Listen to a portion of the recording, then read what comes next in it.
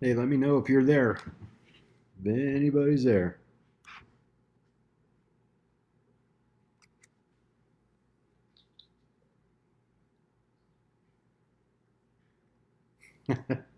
No, not quite. Feels like it.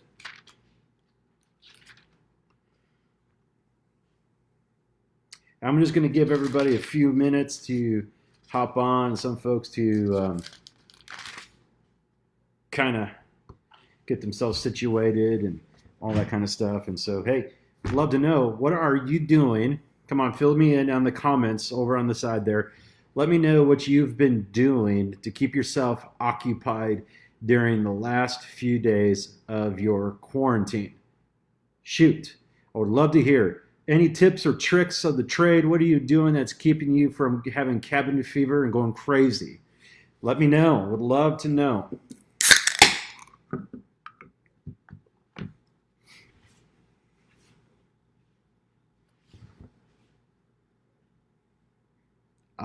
You know what, Josh? How you doing, my friend? I am rocking the sandals. I am, my friend. Working from home projects. Hey, Ed, how are we doing, my friend? What kind of projects you got yourself going for? Outlander. Oh my goodness. It's like, we have the opportunity to like do all of the things that we would kind of say like we don't have time for. Now we have the time in a lot of ways. Disney Plus, I love it, love it, love it. That's something I know we're going to have to discover as a family coming up soon. We're kind of like slowly trickling all that stuff out. But Outlander, Mr. Philip Doak, did you want to publicly admit that? I don't know if I would have, but hey, that's okay.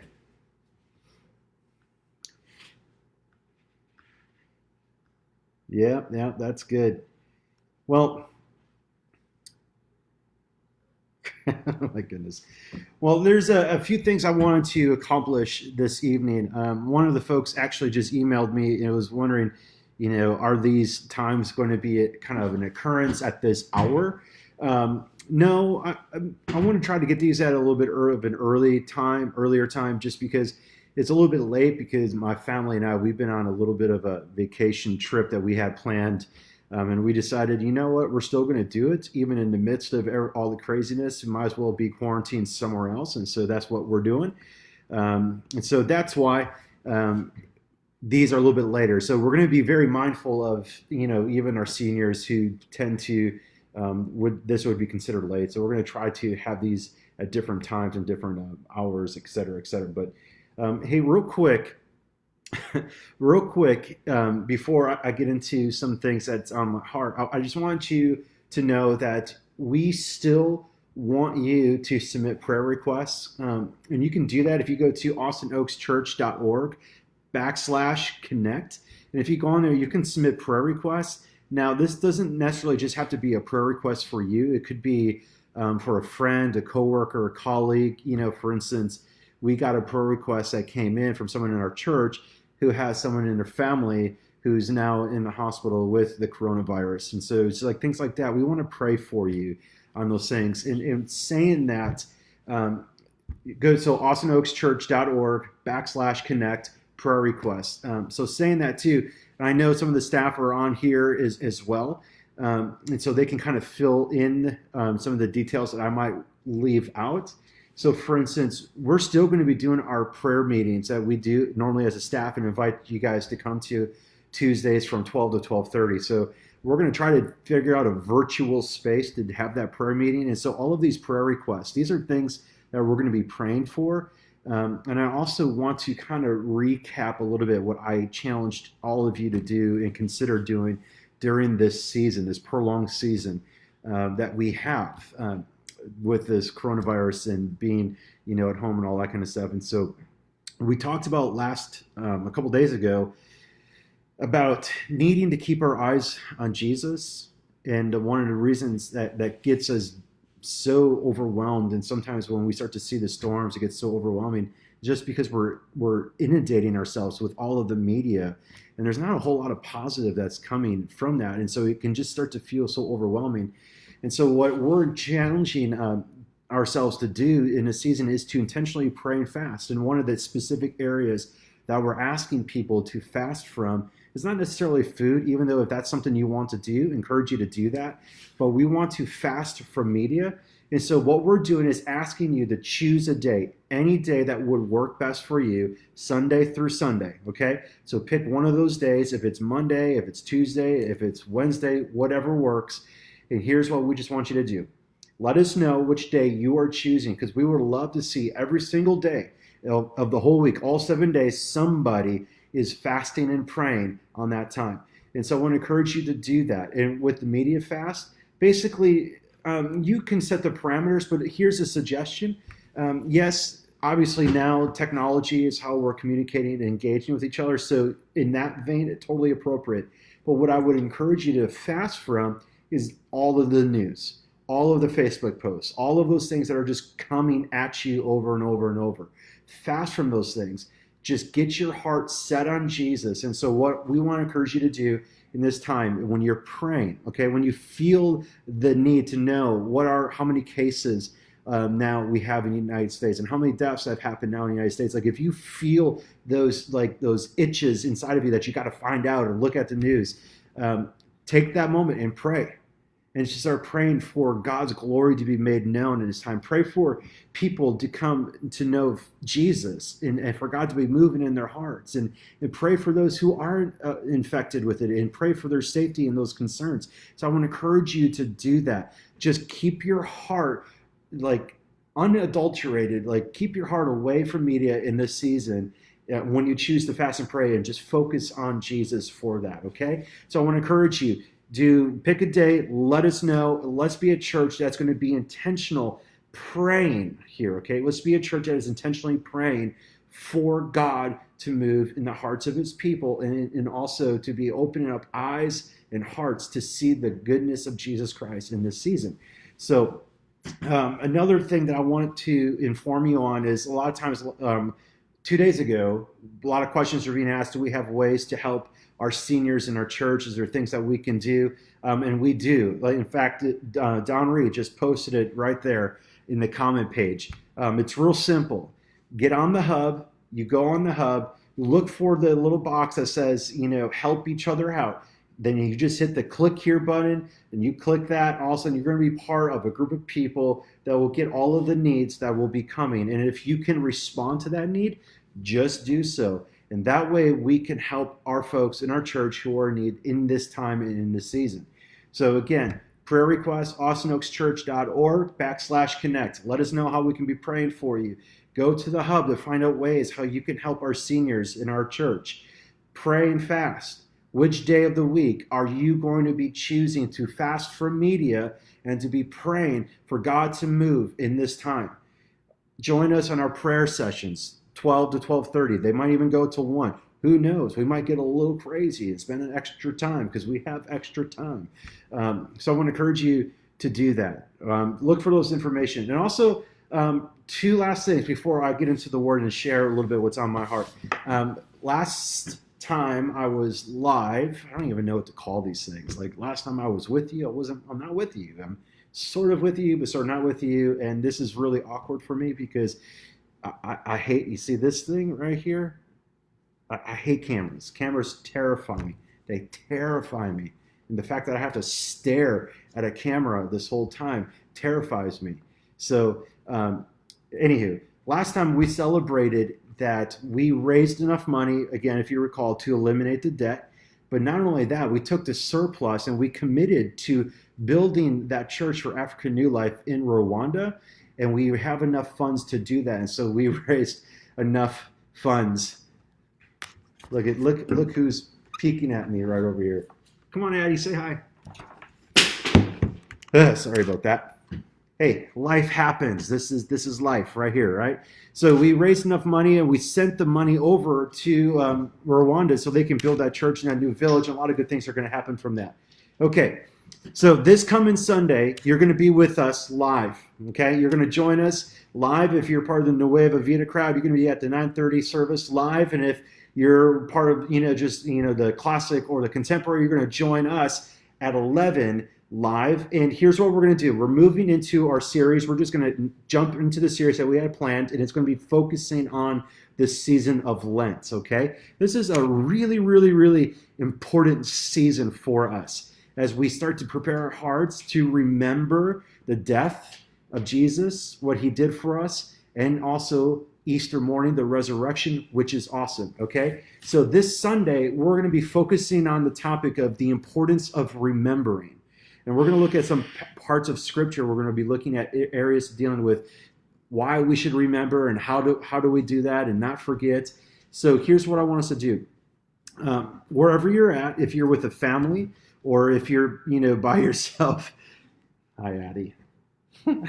Yeah, you got to go. Thanks, sweetie. Sorry, you gotta love kids. So where was I? Oh yeah, Sunday. We're going to celebrate communion with each other this Sunday, okay? And I know it's not the normal first of the month type of routine, but the topic is perfect because we're talking about remembering. And we're going to be looking at the ordinance that Jesus gave us to celebrate communion, which is also a flashback to the Passover when it was also this commemoration of what God has done. And so we're going to do that together. So I want to encourage you, if you have family at home, celebrate communion together as a family, okay? If you are a single young adult, or you don't have a family or whatever it is, grab roommates. If they're believers, do it with them, or you could Zoom, like get your small group on a Zoom link, and so that way you can kind of like maybe share a screen and take communion together through the internet, through Zoom. So I want to encourage you to do that. Okay, sound good, everyone? Thumbs up. Communion this Sunday. All right. So here's what's been kind of stirred in my heart. And it goes to two things. The last message we had on the No Accident series, we talked about being intentional. And that's the whole idea. Is like we don't want to do things by accident. We want to be intentional. And so listen, we looked at Ephesians chapter 5, and there was this one verse that said that make the most use of every opportunity. And then we saw the original language that said actually to redeem the time. This is so appropriate for right now. You have so much time. And like, yes, there's still work. Yes, there's still things to do. And yes, there's all of these things. But like, just think about the reality of what is sitting there for you, to spend extra time with your kiddos. So I want to encourage you, redeem the time, right? Do things with your kids that you normally wouldn't be able to do. Have intentional devotional time with your kids. Spend extra time in the Word. Like just start to dig through and even slow it down a little bit by journaling. Start to journal, okay? Like start to reflect. Like just stop it. If there was one verse that either like caught your attention, made you curious, or made you question something, write it down and start just thinking about it, writing a prayer through it, okay? Engage with your family. Maybe not just like the folks in your home, but engage with your mom, your dad, your brother, your sister, cousins, aunts, uncles. Like engage with them. Okay, this is a great opportunity to kind of rekindle maybe some of those relationships. But not only that, just because we are all quarantined at home, that doesn't mean like sharing the gospel is all of a sudden on pause. It's not on pause. We're still called to make the best use of the time. And so maybe you can still just ask the Lord, God, is there somebody on your heart that you would love for me to interact with? And just be listening to that still small voice inside of you. And if there's someone that like, some name that comes into your mind, send them a text, set up a phone call, engage with them and start asking them, how are they doing? Is there anything that you can do for them in this season? Ask them if there's anything you can pray for in this season. So redeem the time. Okay, redeem the time. So here's what I wanted to share with you about. Last time we were talking about Jesus walking on the water when he told the disciples to, to go out and meet them on the other side. and there, lo and behold, Jesus up on the mountain, and he's watching the disciples struggle. They're making no headway because the wind and the waves are crashing on there. And we looked at Mark's version, and in Mark's version, you see Jesus walking on the water, and he had every intention to walk right past them, and the disciples were terrified, and they cried out, "It's a ghost!" And then Jesus told them to calm down. It's him, and he gets in the boat and he calms the storm. What I want to look at to this evening is Peter. I want to look at the passage in Matthew 14 that deals with the same scenario, but for some reason Matthew records something very unique here. So I'm going to read this. If you got a Bible, I want to encourage you, open up that Bible. You got a YouVersion, open up that app. If you got, I don't know, something with Android, I'm an Apple guy. I don't do Android. So do something with Android. Find a Bible. Matthew 14, verse 22. Immediately he made the disciples get into the boat and go ahead of him to the other side while he dismissed the crowds. Now, note that word made, like circle it, underline it, whatever. Just note that word made, okay? Immediately he made the disciples, and I'm cheating here. I know the Greek tense. It's kind of like a forceful thing. Like he made them get into the boat. Like they didn't want to. Maybe they were a little reluctant. And Jesus like, no, you're going to get in the boat. And so like I start to think about this. I'm like, so did Jesus know that a storm was going to come?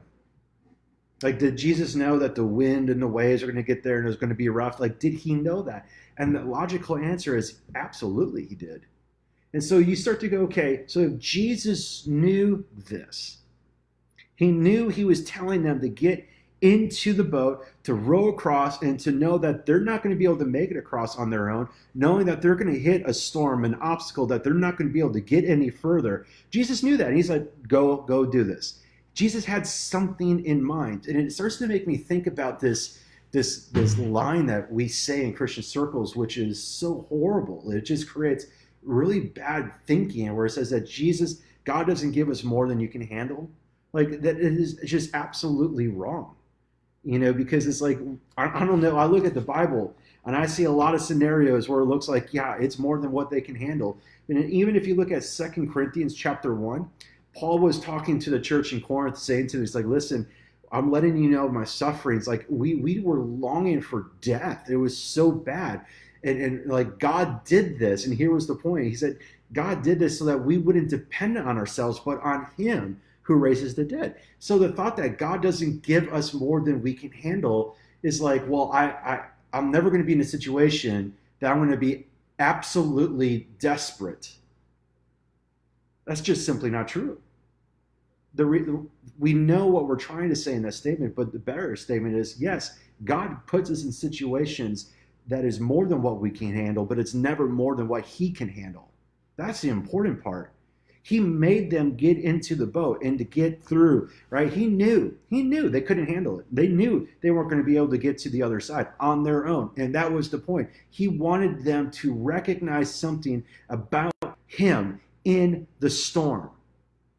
Listen, there's sometimes in your life, you try so hard to plow through the storm on your own effort. And I don't know if you ever felt like this, like sometimes when you try to do it harder and harder in your own effort, in your own strength, it only gets worse. It only seems to get harder. You only tend to find yourself getting more and more exhausted. Like that's the point. There's a lot of these areas where God's like, listen, I'm doing this. I'm leading you through the valley into the storm so that you can learn it, that you can't do this. You have to depend upon me. Okay. So Jesus then, in verse 23, he dismisses the crowds. He goes up the mountain by himself to pray, and it's well into night. He was there alone. 24. Meanwhile, the boat was already some distance from land, battered by the waves because the wind was against them. Now Jesus, I love this, he came toward them walking on the sea very early in the morning, probably like 4 in the morning. And when the disciples saw him walking on the sea, they were terrified. It's a ghost, they said, and they cried out in fear. Okay? Verse 27, immediately Jesus spoke to them, have courage, it is I, don't be afraid. And here's the part of the story I love. Verse 28, Lord, if it's you, Peter answered, command me to come to you on the water. I would like I really want to believe that I would say that, but the reality is I know I wouldn't. I'm just kind of being, honest. Like I would want to be that guy that says it, but I'm more like the guy who just wants a T-shirt to pretend that I actually did it. But like I wouldn't be that guy. But like Peter, somewhere in this moment, sees Jesus like just now, probably just standing there on the waves. Like was he going up and down with the waves? That's kind of a crazy thought. And Peter just says, "Lord, if it's you, command me to come on the water. Command me to come on the water." This is so fascinating. He didn't say, Jesus, stop the storm. Jesus, could you calm the waves? He didn't do that. He just simply said, almost in other words, like, God, is it your will for me to come? Like, what's on your heart here in this situation? He's like, command me to come. And if you say come, I'm going to come. That's what he's saying. Like, this is just crazy. Okay. Like, and then just the thought of like, okay, Jesus said, come. And then just the crazy thought in my mind is like, what did that feel like? What did that look like? Like, did it take Peter a little bit? Did he just jump out? Did he dip his toe in the water? He climbed out of the boat and Peter started walking on the water and he came toward Jesus. Like he had everything going and he was moving forward and things were great. He's got his eyes locked on Jesus in the midst of the waves, in the midst of the wind, in the midst of all the turmoil. He's walking towards Jesus. But now we're going to recognize something about Peter. Like this is important, and I think if we were honest, we could see these things in ourselves as well. But when he saw the strength of the wind, notice that he saw the strength of the wind, and he was afraid. So it's almost like as if he's saying, like the wind to him in that moment was stronger than Jesus. When he saw the strength of the wind and the waves probably following suit, he began to sink. He began to sink and he cried out, Lord, save me. And immediately Jesus reached out his hand, caught hold of him and said to him, you of little faith, why did you doubt? Okay, here's a few things that have just been kind of like rumbling around in my heart. I've been, by the water this whole week. We were able to get this house, and by the ocean and looking at that and the waves and just reflecting on all of these things.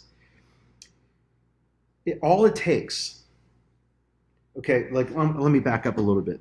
Okay, Jesus is not concerned about your comfort.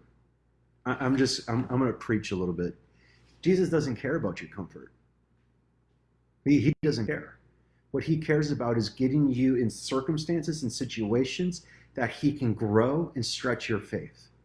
He wants to grow and stretch your faith so that you can learn to trust him more, so you can learn to depend upon him more. But it's so opposite of what we want. We would rather have like the calm seas. We would rather have Jesus be very, very in tune with all of our comforts. We would rather have that than uncomfort.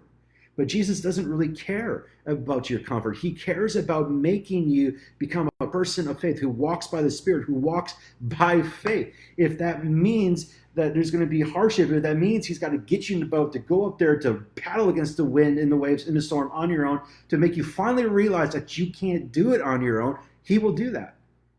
Because he needs to refine our faith, right? That's what he cares about. And in this whole situation, like he's got to be thrilled that Peter in this moment, he's like, Lord, if it's you, what's your will? Tell me to come. And all of a sudden Jesus said, come. That's it. One word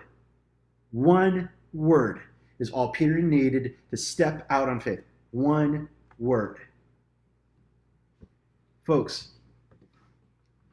all we need is one word from Jesus. That's it. If he says, do not fear, do not fear. Faith or fear? Which one are you going to lean into more in this season? Like in a moment, Peter locked eyes, excited about it, had his faith in Jesus, but then when he saw the strength of the wind, when he thought that maybe the storm, the circumstances, the economy, the virus, the politics, and this and that, and this news and that bad news, when we start to think that's stronger and we get obsessed with looking at the strength of external circumstances, we truly do get terrified. We get afraid, and then we sink. But the compassion of Jesus is so strong. Even in that moment when we start out by faith, we move towards him in faith, and it's only right and like only seems human and natural for Peter to also go, what am I doing? I shouldn't be walking on water. You're right, you shouldn't be. But because Jesus told you to come, you can. It's only natural for us to also get terrified and to shift our eyes off of Jesus and onto the circumstance. But Jesus, in his compassion, reached out and saved him. I love that part. Why would Jesus call Peter out if he knew he'd fail? Do you ever think about that? Like, why would Jesus tell Peter to walk on water if he knew that Peter would eventually sink? He wanted Peter to exercise faith. And he was pleased with his faith, but he wasn't satisfied with it. And that's why he said to him, and I believe in a very loving and caring way, it was just like, well, you have little faith, why did you doubt? Why did you doubt? You could have done more. And just keep eyes here, eyes here. Folks, we don't have to be people who walk on water. Okay, this is a very pithy statement. We don't have to be people who walk on water. We just have to be people who walk on the word. He gives us the word, we walk on it. Jesus said it, that settles it. Listen to Jesus, do what he says. That's it. And this whole story has nothing to do about Peter's faith ultimately. Even though Peter got to experience something, even though the disciples got to experience something, this story really isn't about their faith. It's really more about the faithfulness of Jesus in the storm, in the circumstance. Jesus had everything under control. He was strengthening their faith this whole time. He was helping them see who they aren't and who they are, and ultimately so that they can shift all of their faith and all of their trust and all of their hope on Jesus. It's the faithfulness of Jesus that stands out in the story, not our faith, not us giving into fear. No. It's his faithfulness to us. Take that to heart right now in this season. You choose to move by faith as best as you can. But if you were to succumb to fear and you begin to sink in your fear, listen, Jesus is faithful. He is faithful to grab you out, pull you up, and bring you up. Now, here's the part that I love. Verse 32. When they got into the boat, the wind ceased. That means that there was a moment when Peter and Jesus were walking on the water together. And then they got on the boat, and then the wind ceased. And then those in the boat worshiped him and said, truly, you are the Son of God. Absolutely. So I wanted to encourage you that it's not your faith that matters ultimately in the storm. It's his faithfulness. And that's why we love to say at Austin Oaks Church, it's simply about Jesus. It's simply about him. It's always going to be about him. And in this moment and in this season, I don't know where you're at, and I don't know if you're giving into fear or faith or whatever it is. Like, just ask him what he's doing. Ask Jesus what he's doing in your heart and in your life. He's not concerned about your comfort. He's concerned about growing your faith and making you learn how to depend upon him more. And he can do that. He can do that. I want to finish with this. Isaiah 43. Isaiah 43, verses 1 through 2. But now, this is what the Lord says. He who created you, Jacob, who formed you, Israel, do not fear, for I have redeemed you. I have summoned you by name. You are mine. When you pass through the waters, I will be with you. And when you pass through the rivers, they will not sweep over you. When you walk through the fire, you will not be burned. The flames will not set you ablaze. Because of his faithfulness, not because of ours, but because of his. So, church, know that we love you, and I want to encourage you in this season, be intentional. Do all that you can to let the word of the Lord get into your heart and keep your eyes focused on him, okay? I believe that God is up to something. I really do. I believe God is up to something, and I believe that He's stirring up the church because right now, in this moment, churches are praying and being very intentional in how to engage with people. This reminds me sort of a little bit of an Acts scenario that the gospel spread when the persecution hit. I'm excited for some things. And I'm not excited for the virus, but I'm excited for the movement of the gospel of Jesus Christ. And so I'm praying with great optimism. I'm praying with great hope, that the Lord is going to do something. And so, folks, love you. Do know I miss seeing you guys. I don't like preaching to a camera, but I know you're there. And I just pray that God blesses your heart richly in this season. Do know that we will be meeting again this Sunday, communion this Sunday. Anything you need from us, let us know, and we'll try to connect with you. But other than that, I will keep you posted as to when the next little time we tune in to this will be. But other than that, love you guys. May the Lord bless you richly in this season. Have a good night.